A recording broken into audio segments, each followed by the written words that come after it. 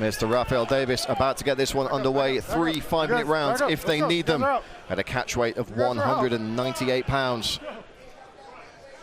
Ilias Faquiri in the yellow and blue of the Ukraine. Chris Golden Owen in the solid black. Faquiri looking absolutely jacked. There's another guy who looks like he was made in a lab in Ukraine. You have to think Owen saw something when he looked at that tape to say yes right away. He had to have seen something that he could take advantage of, which is why he comes in here so gutsy for his first fight as a pro. Ooh. Nice body kick there from Faquiri to open things up. It's almost a kick with the toes right in the side. That hurts almost more than a shin. Ooh, nice pull here. We had 2 body kick KOs in a row at our last show in Newcastle. Oh, nice. Body kick season, it seems. I like that little kick. I like that answer to the kick, yes. That right hand. Faquiri's a little wobbly right now. Yeah, just put him on skates a little bit. Looking to close the distance is Owen.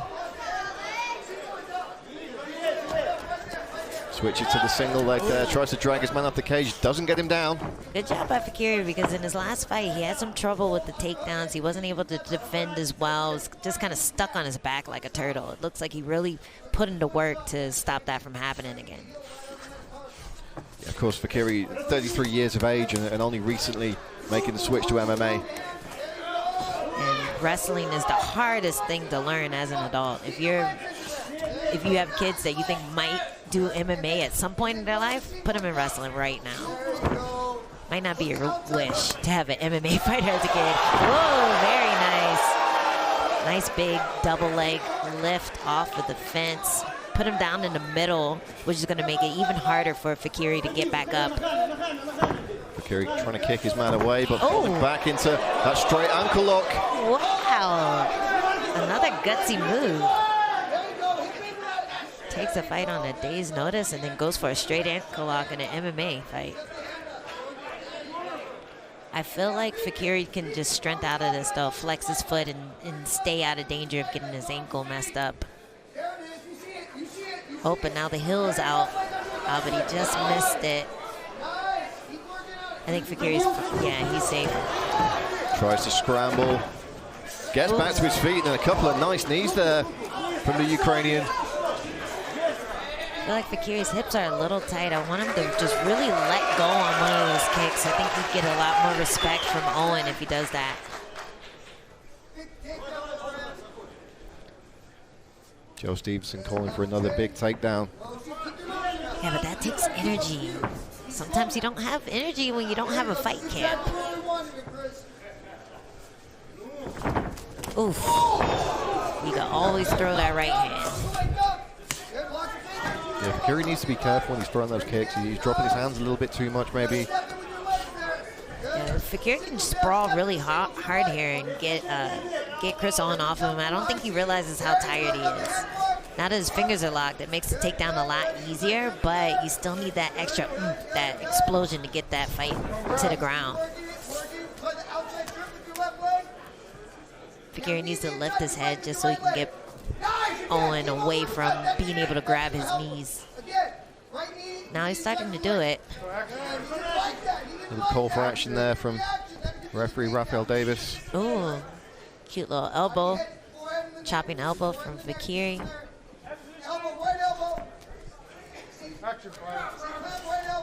They're going to have to do something with this position now. Man, I feel like Owen's regretting this decision right now.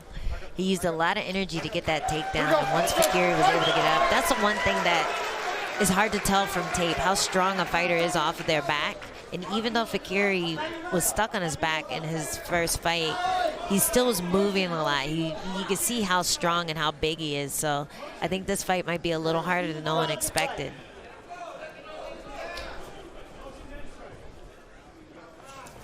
I guess it's really one of those no-lose situations for him. You know, if he comes in and loses this fight, he took it on 24 hours notice. That's fair enough. Everyone's going to commend his bravery. But if he can come in and pull it off here tonight, Chris Golden Owen is going to look like the golden boy. Yeah, and he's definitely finding success with his right hand. If he just keeps bouncing around, waiting, resetting, and waiting for that kick to come, that's a perfect time to counter Faquiri because it's been working all round. But Faquiri needs to be smart with his kicks. He needs to set him up with punches first before he whips it in. His head is there to be hit. On the bell. Final seconds of the round. Stop, stop, stop. Oh, and landed a few in the dying seconds there. Yeah. And let's see how much he can recover with the very suave Joe Daddy Stevenson giving him some instructions here. I mean, Angelo, if you're in the corner now, if you're in Joe Stevenson's shoes, what's the advice here for Chris Owen going into this second round? The advice would be energy management. Do a big explosion, but then reset. If he gets him down to the ground, be heavy. Don't waste too much energy down there. Catch your breath again once you get that big takedown and then start to work. He landed a lot of nice right hands over the top when Faquiri would throw kicks. That takedown against the fence, it took a little bit of energy for him, but once he get the fingers locked, I feel like he can lift them all day, even when he's dead tired. So that's what I'd be telling him. Try to work your way to the fence. Slowly, there's no rush. You still have 2 rounds to get this fight, and he's up a round, in my opinion. So, yeah, just don't sweat it. Do what you can. Stay safe. Back up. Here we go. Fight, are you ready? Fight, are you ready? Here we go. Second round. Fight! Faquiri looks a little winded, too.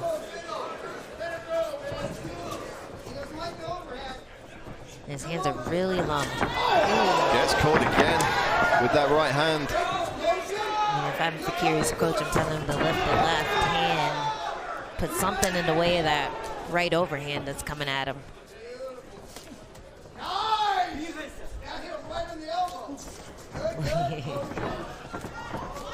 Yeah, I think defensively, Faquiri's got a lot of work to do to shore up those tools. And he has a kickboxing background. That's what the intro said. So I'd like to see some kickboxing. Like, do some boxing on top of the kicking. There you go. Fighting in the phone booth there briefly. The leg kicks are actually working for Faquiri. I think if he starts to set it up with a jab, especially with that right hand coming over the top, he wouldn't be eating as many counters.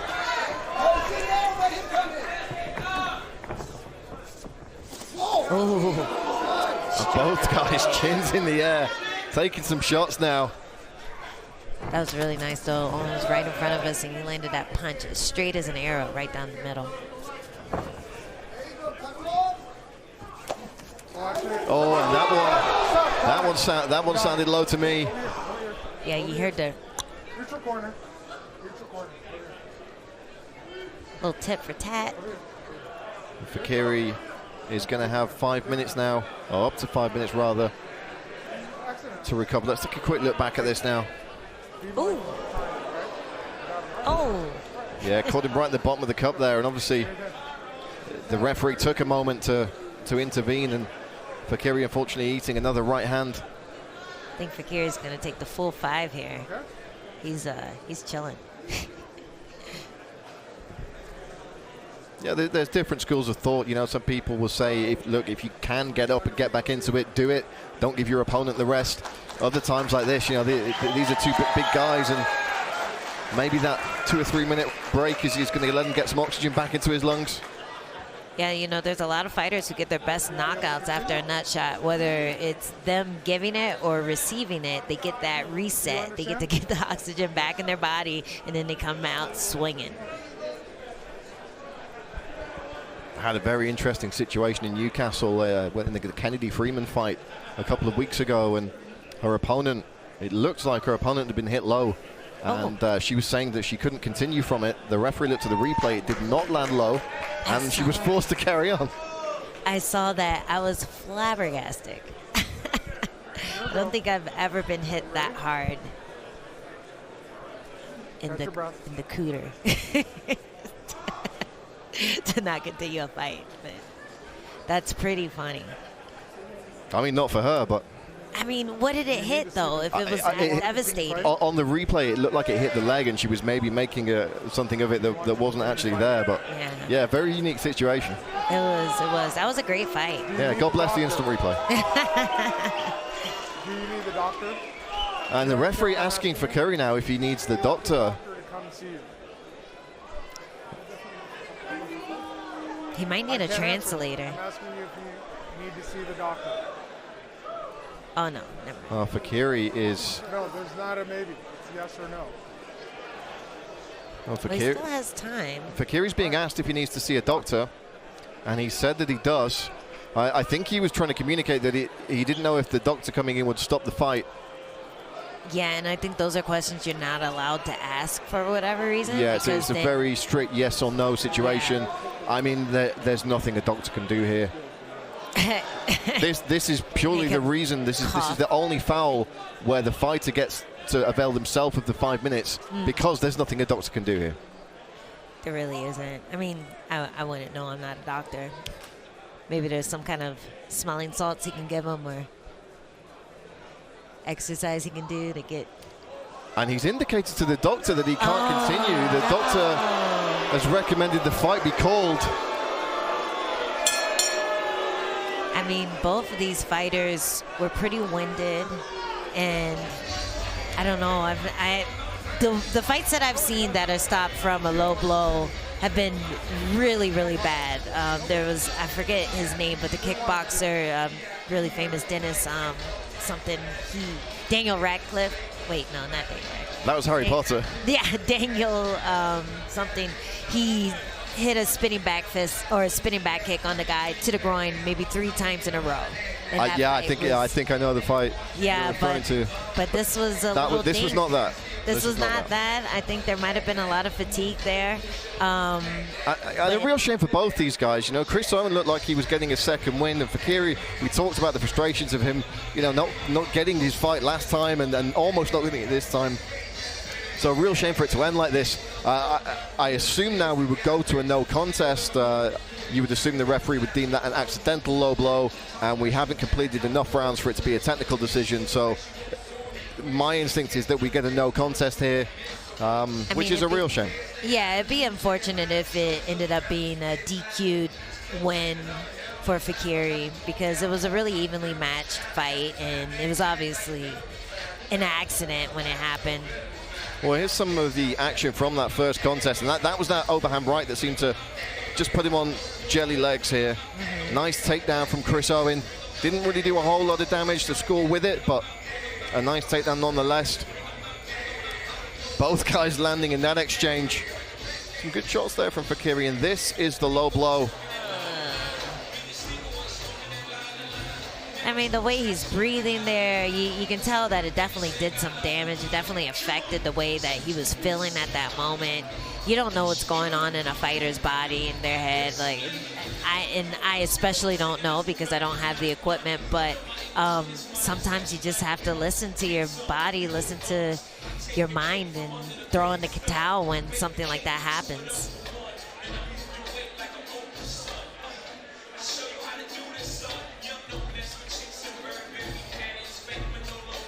Well, look, fair play to Chris Owen for stepping up at the 11th hour here tonight. I'm sure that's not how he wanted this one to end. And I'm sure that's how Ilias Faquiri didn't want this to end either. Yeah, that was a weird one. Just crossing the T's and dotting the I's here at cage side.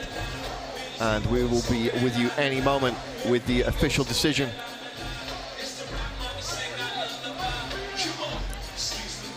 And here is Kaz Egan with that decision.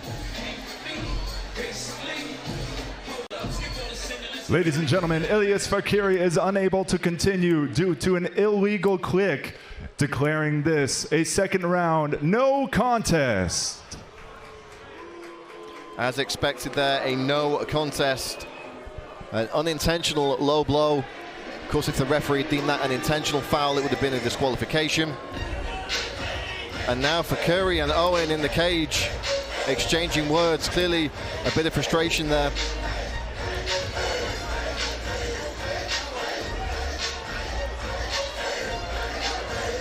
Wow, so a bit of bad blood there in the closing stages, probably more frustration than anything else.